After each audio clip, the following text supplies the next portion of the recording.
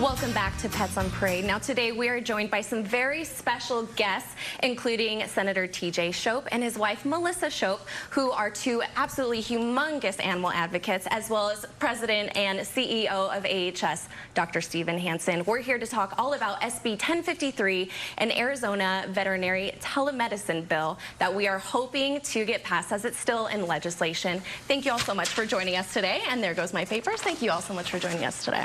Thanks for having us. Of course. Now, Senator, for anyone who's not aware out there, can you tell us about what this bill entails?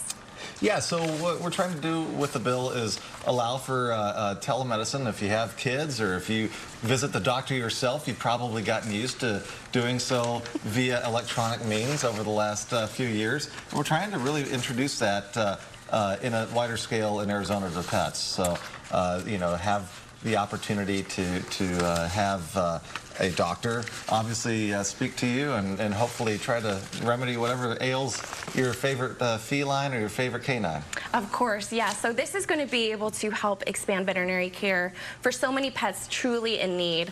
Why was this so important to you to be able to help get it started and hopefully to be able to pass? And where is it at in the legislation process? You know, it's very important in my legislative district, which entails much of Pinal County and dips into Pima County. You're often an hour drive away from the nearest veterinarian and don't even ask about 24/7 services because they're just non-existent. And that is the case in much of rural Arizona, of course.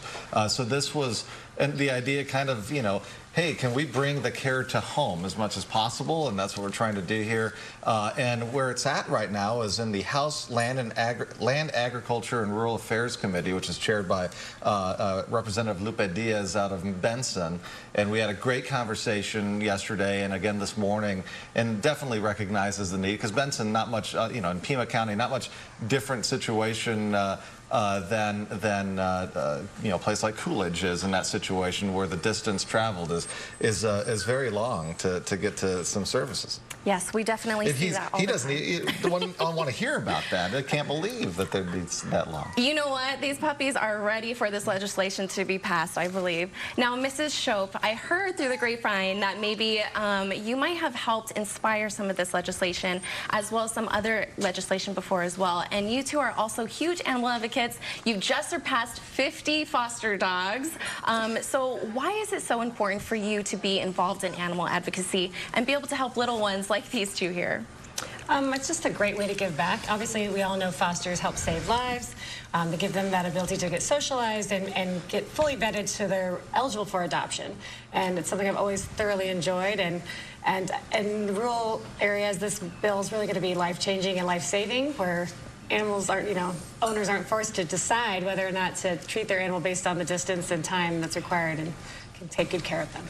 Truly, and like I mentioned, we see that at the Arizona Humane Society each and every day, Dr. Hansen, of people who maybe aren't able to reach veterinary care, maybe can't afford it. This is really going to be able to bridge that gap, right? Kelsey, it really will. What this bill will allow is for telemedicine to provide reach into homes where we didn't have reach before. As the Senator mentioned, we can get into rural areas and agricultural areas where we know there's a very large shortage of veterinarians, unable for people to get access to those folks. So what this will allow is a veterinarian and a veterinary hospital to triage cases, to manage those cases before they're severe, take care of as many of them as they can, and then direct care into veterinary hospitals when they actually need to go into veterinary hospitals. It doesn't replace a veterinary hospital, but it will work in conjunction with a veterinary hospital. Well, and speaking of veterinary access, last year we were able to pass a bill that allows us to hopefully be able to recruit more veterinarians to Arizona. As we know, there's not just a veterinarian shortage right here in our community, but throughout the United States. Senator, what was that bill, and how does it help attract potential veterinarians to Arizona? It was a fantastic bill, and I know many people that watch the program, you know, wrote into their legislators to support it. A veterinary tuition reimbursement program up to $100,000, and we capped, I think the appropriation was for $5 million total in that last session. And, you know, in rural areas, and even in some of the underserved areas of the metropolitan areas, there are intense shortages of veterinarians. We were looking at a service map, like a heat zone map, in committee a few weeks ago, and you have pockets of the Phoenix, Tucson metro area that have no services at all, and obviously, as I mentioned, in my district as well. So we can turn out more vets. In order to be eligible, they have to work at a not-for-profit for a period of time or in a rural setting or agriculture setting, which is where we're facing the biggest need right now. Of course, yeah. So this is going to be absolutely incredible. You know, this is not only going to be able to help hopefully attract more vets to our state, but also be able to help inspire people who see that maybe they might be able to get reimbursement for their tuition, which is a huge issue. Dr. Hansen, now we're talking about how this might be able to help own pets, but how does this also help homeless pets by being able to attract more vets to Arizona? Well, it certainly does also affect our shelter. So, for example, in our shelter, we saw 13% more animals last year than the prior year, animals that were relinquished by families that could not afford medical care.